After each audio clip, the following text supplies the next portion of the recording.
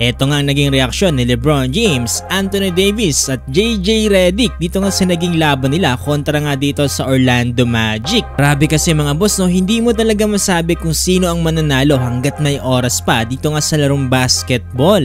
No, ano nga ba ang mga insights dyan ng mga players? Tara't pag-usapan natin yan.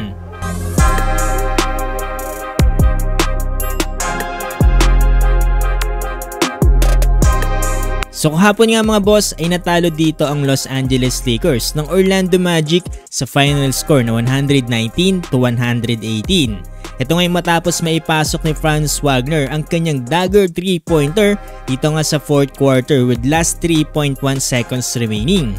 Ayon nga sa mga NBA fans, ang isa talaga sa mga pinaka-pinanghihinayangan nila yung hindi nga naipasok dito ni Anthony Davis ang kanyang 2 free throws para sana ma-secure dito ng LA ang kanilang pagkapanalo. Para din nga sana maipagpatuloy pa nila ang kanilang 6-game win streak. Pero ayon nga mismo dito kay Coach JJ Redick mga boss, no, overall daw mga boss ay okay na okay siya sa pinakita dito ng kanilang team. At until yung mga missed free throws at yung dagger 3-pointer dito nga ni Franz Wagner. Kasi daw dito mga boss ay perfect naman daw yung pagkaka-execute nila dito sa mga play. Yung nakakapanghinayang nga lang daw talaga yung mga missed free throws para nga daw sa another opportunity. Pagkakalintulad din dyan ang sinabi dito ni LeBron James. Sabi niya nga dito mga boss ay nagkaroon nga daw sila ng mga chances at nagkaroon nga din sila ng napakagandang laro dito. Kung hindi nga lang daw talaga naipasok dito ni Franz Wagner ang kanyang 3-pointer. Pero ayon nga mismo kay LeBron ay nilagay naman daw nila yung posisyon nila para nga manalo dito sa laro. Hindi nga lang daw talaga naging isang ayon yung lahat sa kanila hanggang sa dulo. Tanong din dito kay LeBron James kung ano nga ba daw yung pakiramdam niya dito sa mga missed free throws dito nga ni Anthony Davis. Sabi ni LeBron mga boss, it's a 48-minute game.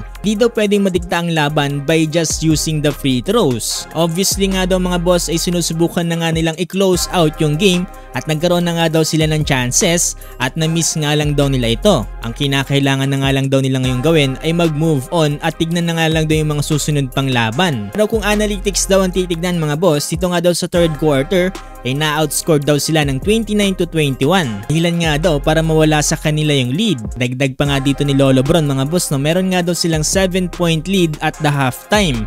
They took the lead in the 3rd, so there's a lot of game between the game. Ang pinaka-point out dito ni Lolo Bron mga boss, hindi nga daw pwedeng isisi sa iisang player ang mga nangyari. Obviously nagkaroon nga daw sila ng chances pero hindi nga lang daw to nag-succeed. Credits daw para dito kay Franz Wagner dahil sa pinakita niyang game-winning shot dito para sa kanilang team. Namang si Anthony Davis mga boss, parang sad boy talaga dito sa naging interview. Kudos din para kay AD mga boss, no, talaga mukhang nanghihinayang siya dito sa nangyari, no? Mukhang looking forward naman siya dito mga boss sa mga susunod na game dito nga para sa Los Angeles Lakers. Ito nga pala sa naging laban na to mga boss, no, nanguna si Franz Wagner with 37 points. Samantalang dito naman para sa Lakers, Anthony Davis 39 points, LeBron James 31 points. At itong si Dalton Knecht mga boss, 17 points. Mga boss, anong masasabi nyo dito sa game na to?